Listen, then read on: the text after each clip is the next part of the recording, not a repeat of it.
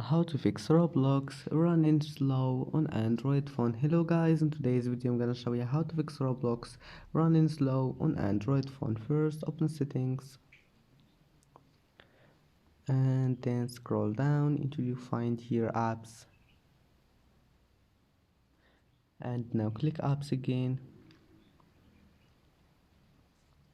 and then just type here Roblox,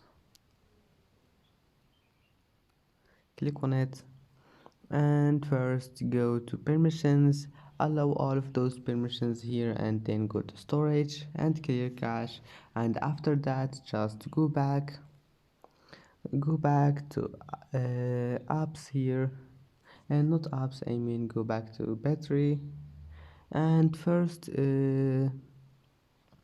just enable performance mode. Here we'll find that, enable it, and then go back to storage and clear some space, and that's it. Just clean anything you want here and your problem must be fixed, and see you in the next video.